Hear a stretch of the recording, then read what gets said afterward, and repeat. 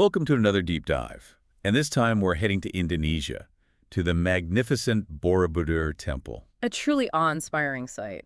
But hold on, we're not just going to wander around, snapping pics of the temple itself.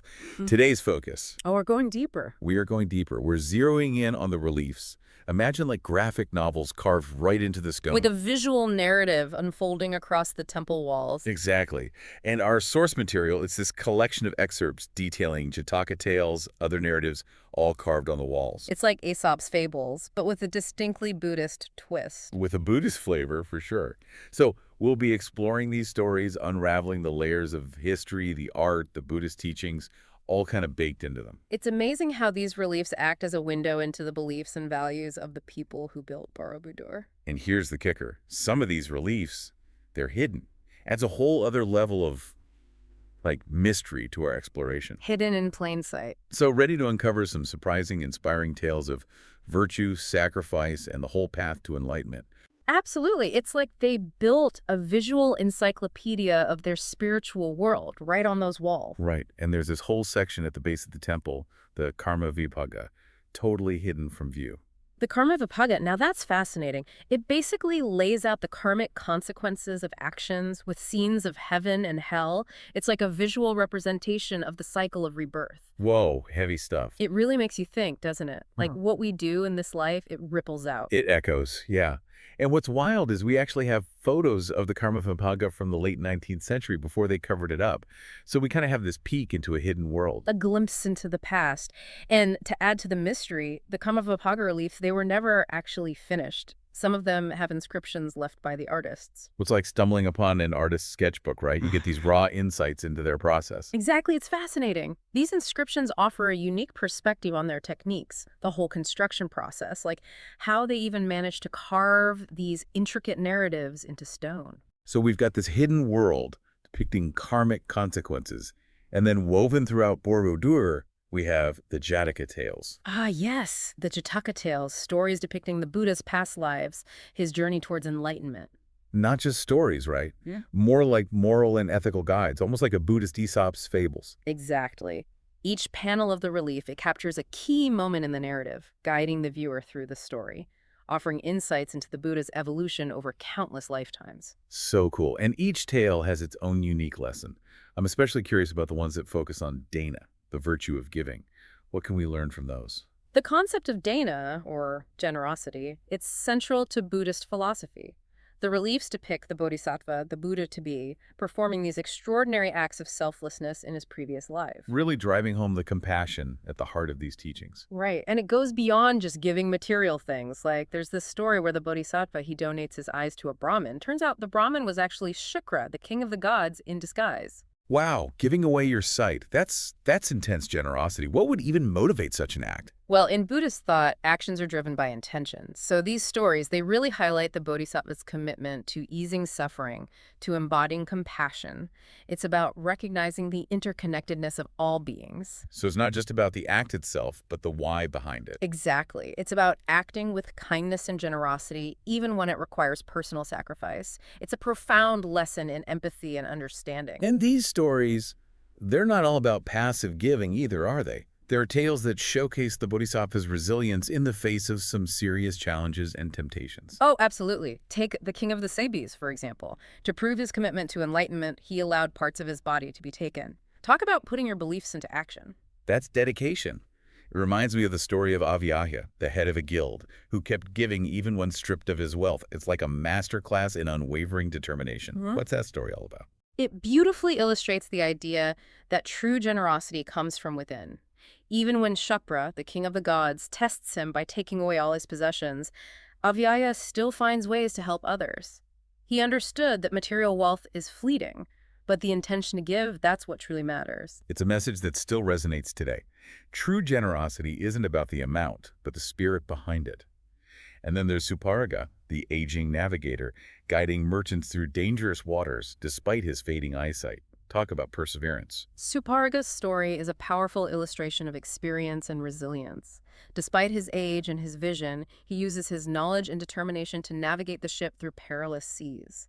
It's a testament to the human spirit, its ability to overcome obstacles and contribute meaningfully even when facing physical challenges. So we've got stories about giving, resilience, and this whole hidden world depicting karmic consequences. It's amazing how much they packed into these reliefs. The reliefs are incredibly rich in symbolism, with details that enhance the narratives and offer deeper layers of meaning.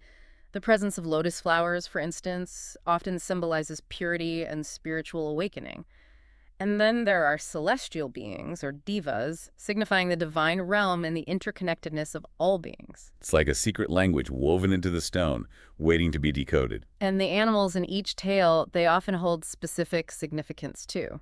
Like hidden messages. Exactly. They represent particular virtues or lessons. For example, the hare who sacrifices himself to feed a hungry Brahmin, who turns out to be Shukra in disguise, embodies selfless compassion. Every detail in the reliefs contributes to the narrative and its deeper meaning. It's mind-blowing how much thought and detail went into each scene. We've covered a lot: giving, resilience, this incredible symbolic language. But before we move on, I got to ask about the story of Nanda, the Buddha's half-brother. Ah, Nanda. His story is a captivating exploration of those internal struggles we all face when considering a spiritual path. Initially, Nanda's hesitant to embrace monastic life. He's drawn to the comforts of his worldly existence. It's relatable, right? That tug of war between earthly desires and the yearning for something more. The Buddha, in his wisdom, takes Nanda on a journey to heaven, where he encounters the apsarasas, the heavenly maidens, in all their beauty. It's like the Buddha saying, hey, there's something even more amazing waiting for you. Exactly. The Buddha understands Nanda's attachments and uses them as a teaching tool. It's not about denying desire, but understanding its true nature, realizing that lasting fulfillment comes from liberation from such attachments. So it becomes a lesson in recognizing the fleeting nature of even heavenly pleasures. Exactly. And as Nanda progresses on his spiritual path, he transcends those desires and achieves enlightenment. His story highlights the transformative power of spiritual growth and the potential for awakening that's within each of us. That's a classic tale of transformation. Yep. And it's not limited to Borobudur either. Right? Nanda's story appears in various Buddhist art traditions, emphasizing its enduring message and its resonance across cultures. That's fascinating. The story's presence in these diverse art forms speaks to its universal appeal. It continues to inspire and teach us about the journey of self-discovery and the potential for spiritual awakening that lies within each of us. It's amazing, isn't it? These Jataka tales, they're just one piece of this larger narrative tapestry woven throughout Borobudur. There are still reliefs with stories we haven't fully deciphered. Like a whole other chapter waiting to be unlocked. Exactly. We've talked about giving, about resilience, but what about compassion and forgiveness? What stories highlight those themes? Well, there's the tale of Kotabodhi, the ascetic. He maintained his composure even when a king tried to take his wife. Incredible mastery over his emotions. Whoa, that's intense. What led the king to such an act? Kotabodhi and his wife lived a simple life in the forest, dedicated to their spiritual practice. And the king, consumed by desire for Kotabodhi's wife, he tried to take her away. But Kotabodhi, he didn't react with anger. No, instead of reacting with anger, he remained calm, embodying that Buddhist principle of non-attachment. So he chose peace, even when provoked. Yeah. It makes you think about what true strength really means. Exactly. Kotabodhi understood that clinging to anger or resentment, it just creates more suffering. His actions highlight the transformative power of forgiveness. It's a powerful message. Choosing to forgive, even when it's hard. It's about recognizing that we have a choice in how we react. Choosing a path that leads to inner peace, even when there's chaos around us. And then there's the story of the Shotavedir, another example of compassion and forgiveness. Yes, the Shotavedir, a mythical creature known for its strength and wisdom. In this Jataka tale, Bachrava is reborn as the Shotavedir and rescues a king who had previously tried to hunt him. He saves the person who wanted to harm him. That's next-level forgiveness. What motivated such compassion? It's a pure embodiment of metta, or loving kindness, which is a central principle in Buddhist thought. The charitaire extends compassion even to someone who had wronged him, highlighting the boundless nature of true compassion. It's about breaking the cycle of hatred and revenge, right? Precisely. Recognizing that true strength lies in choosing compassion over retaliation. A powerful lesson for all of us. These Jataka tales really offer a unique perspective on life's challenges, don't they? And the potential for transformation within each of us. I really do. It's fascinating how they challenge our assumptions about strength, forgiveness, compassion. Absolutely. But what about those unidentified reliefs we talked about earlier? The ones without clear stories? Can we learn anything from them? Even without knowing the exact narratives, we can still gain insights into the lives and beliefs of the people who created them. Like detective work, right? Right. Searching for clues. Exactly. And one recurring theme we see is the emphasis on processions and gatherings. Many of these unidentified reliefs depict elaborate scenes with musicians, dancers, people carrying offerings.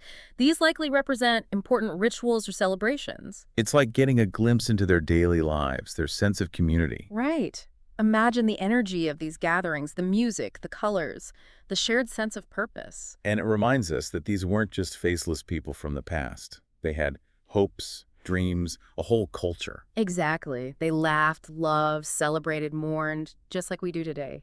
Through these reliefs, we can connect with that vibrant culture, recognizing the threads of shared humanity that connect us across time. So even without the specific stories, we can still learn about their world, their beliefs. It's a testament to the power of art to transcend time and connect us with the past. And it shows that historical discovery, it's an ongoing process. There's still so much we don't know about Borobudur and its hidden stories. It's a never-ending source of fascination. I love that. Mysteries to unravel, interpretations waiting to be made. Oh, it's a journey of endless exploration and discovery. We've journeyed through tales of giving, resilience, compassion, forgiveness. We've peeked into the lives of those who built this magnificent temple.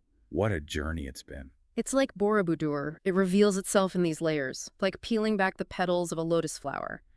Each relief, each story, adds to this intricate worldview they created. And we've only just scratched the surface. As we dig deeper, we uncover more than just historical facts. We find these insights into the human condition, themes that resonate across cultures, across time. Timeless, yeah. It's incredible to think that these stories carved in stone over 1,000 years ago, they still speak to us today. Makes me want to go see it for myself.